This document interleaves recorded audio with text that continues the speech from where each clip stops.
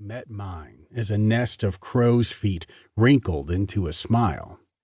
"She's meeting Carl for lunch, but I'm sure she'll be back in a couple hours."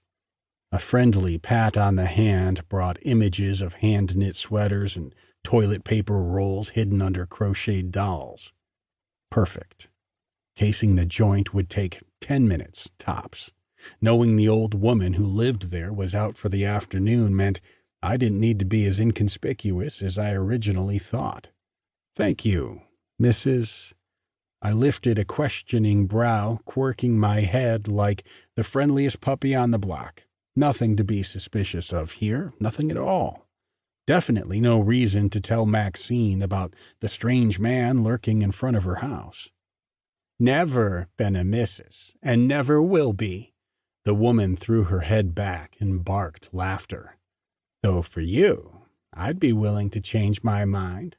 I always did have a thing for dark hair, blue eyes, and tight tushies." This earned me another pat on the hand that had me imagining running for my life. "I'm Dolores, by the way." With a swish of tortured velour and the faintest pinch on my rear end, she ambled down the sidewalk and disappeared around the corner. Glancing over my shoulder to ensure the woman in the parked car wasn't watching, I followed the walk to Maxine's front porch. The steps may have been painted white, though they were so chipped and peeling it was impossible to tell. The third one from the bottom squealed so loudly under my weight I was afraid I'd sink up to my thigh in jagged lumber and rusty nails if I lingered too long. "No sneaking up on this place," I muttered as I hopped onto the porch and glared at the offending wood. After a quick inspection of the front of the house, I hurried around the back before another neighbor stuck her nose and fingers where they didn't belong. Life had a way, didn't it? If I traveled back in time and told me from a year ago I'd be scurrying around a stranger's house like a common criminal, I'd have laughed in my face and shot myself the bird. I'd partied all night in Paris, watched the sunrise in Milan, hung out with stars who shined so bright I was still blinking through the afterimage. I had enough money to keep me comfortable for a long time, but I didn't have what mattered. Purpose.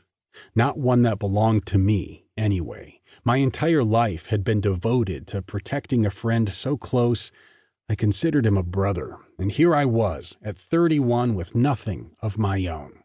It was time to remedy that situation. Hence my reason for casing an old lady's house before agreeing to take the job she'd posted on Craigslist.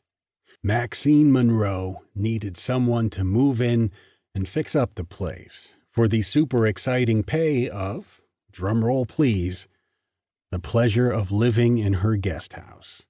I needed to build my resume and brush up on my contracting skills before I opened my business and charged for my services.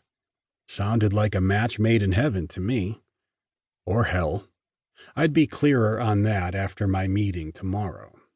A squeal of rotting wood and a surprised gasp froze me in place as I came around the corner. The woman from the parked car stared in annoyance at the step, her hands on her hips and judgment in her eyes. Why do I fall for that every freaking time?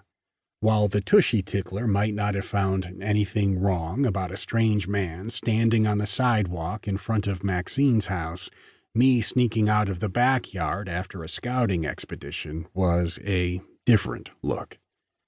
I didn't wear it well. And if that woman was here often enough to know about the step, then she'd also know I didn't belong anywhere near the place.